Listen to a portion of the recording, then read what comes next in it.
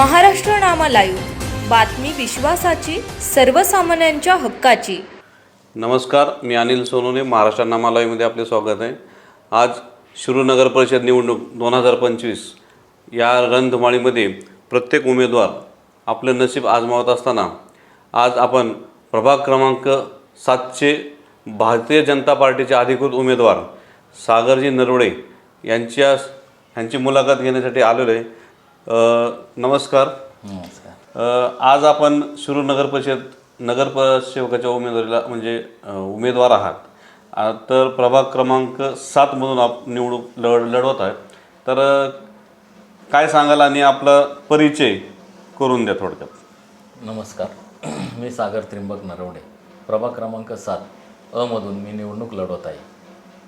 प्रथमतः ह्या प्रभागाबद्दल सांगायचं म्हटलं तर मी मागच्या वेळेस याच प्रभागातून लढलो होतो आणि कमी मताधिक्याने माझा पराभव झाला होता.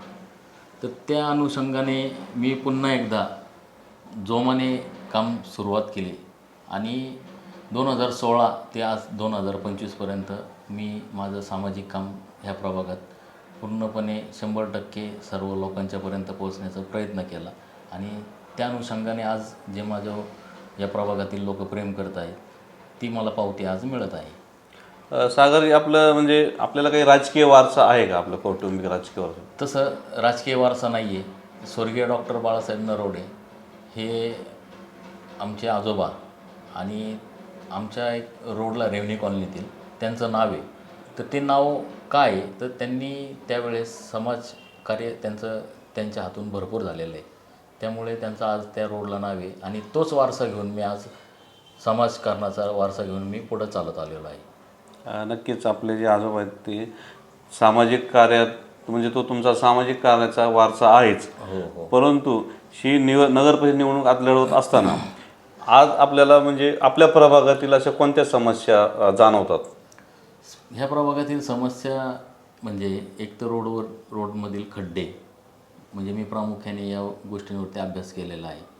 त्यानंतर ज्या लाईटच्या तारा आहेत त्याला बंच केबलच्या माध्यमातून मला त्या तारांचं जे जाळं या प्रभागात रचलं गेलेलं आहे ते कमी करण्याचं माझं एक स्वप्न आहे.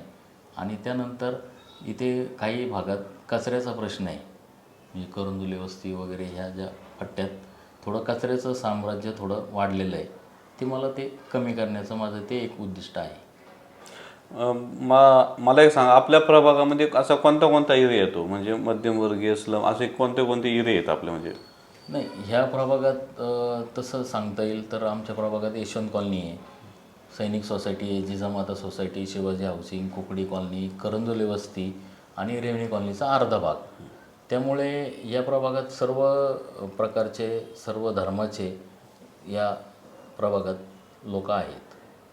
नेमक्या ह्या प्रभागामध्ये आपल्याला अशा गंभीर समस्या काय जाणवली किंवा जेणेकरून आपल्या ह्या प्रभागातले ते आपण जेव्हा निवडून येणार तेव्हा ते पूर्ण करण्याचा आपला प्रयत्न असणार, अशी गंभीर समस्या काय आहेत? अशा 1-2 समस्या. गंभीर समस्या ह्या सोसायट्या ज्या आहेत या ठिकाणी जे तारांचं जे जाळं झालेलं आहे त्या माध्यमातून काय होतं आहे, लोकांना त्रास होतो आहे त्याचा. ती प्रामुख्याने माझ्या लक्षात आलेली ती समस्या आहे. ती मला कमी करण्याचा मी प्रयत्न करणार आहे या माध्यमातून. भूमिगत तारांचं काही आहे का प्रयोजन आपल्या? आता ती जी भूमिगत तुम्ही संकल्पना मांडलेली आहे ती आता पक्ष त्यावेळेस ठरवल, ज्यावेळेस आमची नगराध्यक्ष साहेब त्यावेळेस जी भूमिका घेतील निवडून आल्यानंतर ती भूमिका आपण त्यांच्याबद्दल ती भूमिकेने आपण पार पाडणार. प्रामुख्याने तेच जाळं मला कमी करायचं आहे. हा माझा या प्रभागातील पहिलं उद्दिष्ट आहे. नक्कीच तुम्ही 2016ला पण आपण ह्या नगर निवडणुकीचा अनुभव आपण घेतलेला आहे आणि आता परत 2025ला आपण निवडणूक लढवत आहात. तर त्यावेळेचा आत्ताचा काय आपल्याला फरक वाटतो? त्यावेळेस मी ज्यावेळेस प्रथमतः निवडणूक लढवली त्यावेळेस लोकांनी माझ्यावरती विश्वास दाखवला, पण त्यावेळेस काही राजकीय खेळ्या झाल्या. त्यावेळेस मला राजकीय काय अनुभव नव्हते वगैरे, पण माझ्या डोक्यात एकच की बाबा आपल्याला जनतेची सेवा करायची आणि ती प्रामाणिक करायची. त्या अनुषंगानेच मी पुढं माझं 10 वर्ष काम चालू ठेवलं आणि आज जे आहे जे वातावरण वगैरे आणि काय झालं आहे, आता लोकांचं एक मत झालेलं आहे की हा आपल्या हक्काचा माणूस आहे, याच्या कानाला धरून आपण काम करून घेऊ शकतो आपलं. जसं माझ्या समोरचे जे उमेदवार आहेत ते राहायला पुण्याला आहेत प्रथमतः, आणि हा आपला उमेदवार आहे, हा आपल्या प्रभागात राहतो. हा एक फरक जाणवतो लोकांमध्ये, लोकांच्या बोलण्यातून पण येते. त्यामुळं मी एकदम त्यांच्या हक्काचा माणूस आहे असं मी नाही म्हणत, तर सर्व प्रभागातील जनता, मायबाप जनता ही माझ्यावर विश्वास टाकते की हा मुलगा आपलं काम 100% करू शकतो.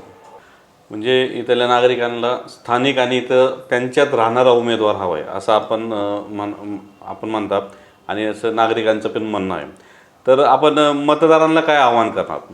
माझं मतदारांना एवढंच आव्हान आहे, हा सागर नरवडे तुमच्यासाठी 24 तास अवेलेबल राहणार आहे, आणि हा कधी तुमच्यापासून लांब जाणार नाही किंवा कुठं पुण्याला वगैरे राहायला जाणार नाही. हा तुमच्यातच कायम इथेच तुमच्या सेवेसाठी हा 100% या ठिकाणी उपलब्ध राहणार. कधीही आवाज मारा, मी तुमच्या सेवेसाठी हजर राहणार 100% एकदम, अगदी खात्रीशीर सांगतो.